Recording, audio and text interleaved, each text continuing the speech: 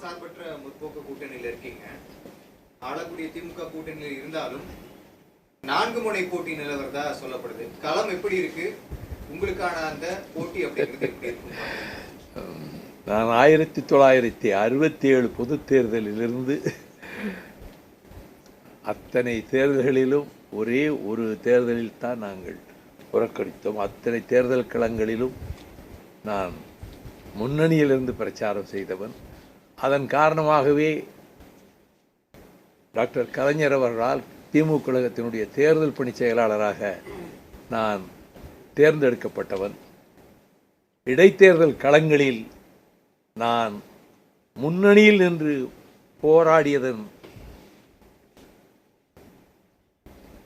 நிலைமையை எண்ணித்தான் நான் எதிர்பார்க்காமலே எனக்கு அந்த வாய்ப்பை தலைவர் அவர்கள் கொடுத்தார்கள்.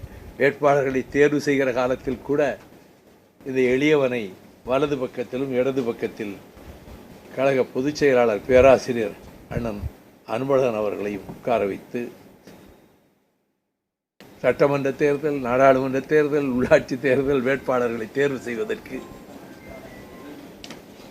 நேர்காணலில் கேள்விகள் தொடுப்பதற்கு கூட என்னை அழைத்து நீயே கேட்பா வர்றவங்க விண்ணப்பம் போட்டவங்க கிட்ட என்று ஒரு வாழ்க்கையில் மறக்க முடியாத அவர் அருகிலே அமர்ந்து போட்டியிட விரும்புகிறவர்களிடம் என்னென்ன வினாக்களை தொடுக்க வேண்டும் என்று அவர் விரும்புகிறார் என்று எனக்கு தெரியும். அந்த வகையில் அந்த அனுபவமும் எனக்கு கிடைத்தது. ஆகவே தேர்தல் களங்களில் இடைவிடாது இடைத்தேர்தல்களெல்லாம் திராவிட முன்னேற்ற கழகத்தில் நான் இருந்த காலங்களில் இடைத்தேர்தல்களில் அந்த தேர்தல் களத்தினுடைய திமுக கழகத்தினுடைய முதல் வரிசையினுடைய பட்டாளத்தினுடைய முதல் ஆளாக நான் நின்று பணியாற்றி இருக்கிறேன். ஆகவே தேர்தல்களில் தனிப்பட்ட விமர்சனங்களை, மற்றவர்களை பற்றி ஏதாவது தரக்குறையான விமர்சனங்களை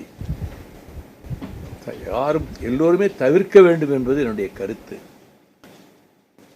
இப்பொழுது அடிக்கடி பத்திரிகைகளிலே அவர் இவ்வளவு மோசமாக பேசினார் வழக்கு போட வேண்டும் என்றெல்லாம் செய்திகள் வருகின்றன. அது கருத்துக்களை சொல்லி, திட்டங்களை சொல்லி, அல்லது இந்த திட்டங்கள் சரியில்லை என்று சொல்லி, அரசியலை இந்த தவறுகள் என்று சொல்லி இப்படியெல்லாம் பிரச்சாரம் செய்யலாம் எதிர்க்கட்சிகள். எங்கள் தரப்பில் இருந்து பேசுகிற பொழுதும் திட்டங்களை, சாதனைகளை சொல்லி பேசலாம். எந்த வகையிலும் தனிப்பட்ட கட்சி தலைவர்களை பற்றி கூட, தனிப்பட்ட நபர்களை பற்றி அவர்களை விமர்சித்து பேசுவது என்பதை நான் தவிர்த்து கொள்கிறவன். நான் அப்படிப்பட்ட பிரச்சாரத்தில் ஈடுபட மாட்டேன். ஏற்கனவே எடப்பாடி பழனிசாமி பிரச்சாரத்தை ஆரம்பிச்சிருக்காரு.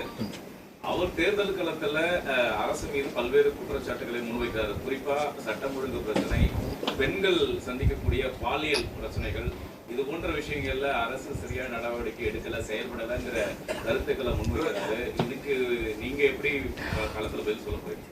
அரசாங்கத்தை பற்றி விமர்சிக்கணுங்கிறவர் தான் எப்படியாவது போட்டியில் ஜெயிக்கணுங்கும் போது அவர் சொல்லத்தான் செய்வார்.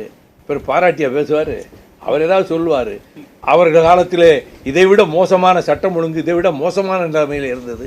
ஆக புள்ளி விவரங்களை எடுத்து வைக்க ஆரம்பித்தால் அதுக்கு சரியான புள்ளி விவரங்களை தருவதற்கு நாங்கள் சித்தமாக இருக்கிறோம். தற்பொழுது மதிமுக வேட்பாளர்கள் பட்டியல் அறிவிக்கப்பட்ட நிலையில் மதிமுக பொதுச் செயலாளர் வைகோ செய்தியாளர்களுக்கு பேட்டியளித்த காட்சிகளை பார்த்தோம்.